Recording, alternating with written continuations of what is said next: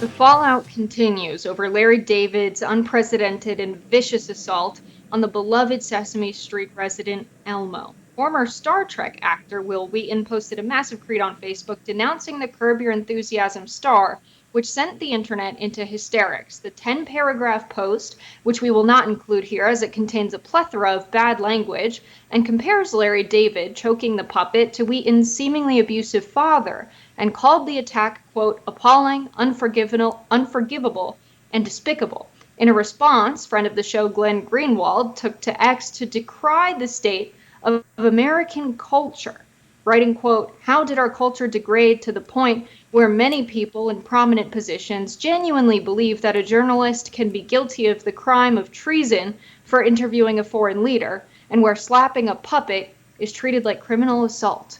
Now, I'm of the position that Star Trek actor Will Wheaton does not determine what flies in American media and is the ultimate arbiter of American culture, but that's just me. Maybe that's why friend of the show Glenn Greenwald has me blocked on Twitter. Oh, wow. That's a beef we need to have a discussion about at a different time. Maybe I've just been following other X-related Twitter conversations because I didn't know this blew up in the way that it clearly has. As someone who's a longtime fan of Elmo, I too was disturbed by the assault on my little furry red friend. However, I'm not going to the helm about it. It's just not that deep. It's a puppet, y'all. Calm it down. Yeah, that's where I stand as well. I think this post could have been a joke. It could have been serious. Nevertheless, I just can't see how Glenn Greenwald can compare these two things. To say that what's happened with Larry David and Elmo, listen, the Star Trek actor Will Wheaton could very well be friends of Larry David and is helping the star get some new press. We have a new Curb Your Enthusiasm movie or series coming out. He's on the press tour. That's why he was interacting with Elmo on Good Morning America. It's not that serious. It's not that deep. I'm not sure kids watch Good Morning America with their parents and were disturbed to see their friend Elmo harmed. If they were, okay, and then you explain, guys, he's actually a puppet. He's going to be all right. He's not going to be hurt. Tough conversation, but not to the extreme of writing a 10-page paragraph post on Facebook. And definitely not something that's to be compared to Vladimir Putin being interviewed by Tucker Carlson. These two things are only in the same sentence because you've put them there on Twitter, Glenn Greenwald. Absolutely. The audiences aren't the same. This is very weird. The whole reason why Elmo was trending anyway amongst actual grown people was because he had issued a tweet basically asking how our lives were going, and people trauma dumped all over our little red friend. I think that at this point, we've all moved past the discussion. I'm glad that Elmo brought us all to the sense of paying more attention to our mental health needs.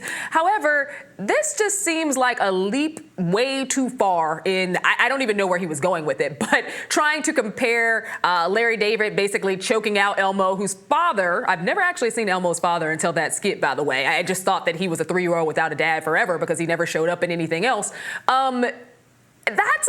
It's a bridge I just don't want to take. It's very interesting. It's weird. I guess that it gets some more promos, but yeah, I don't know where Greenwald was going with it, honestly.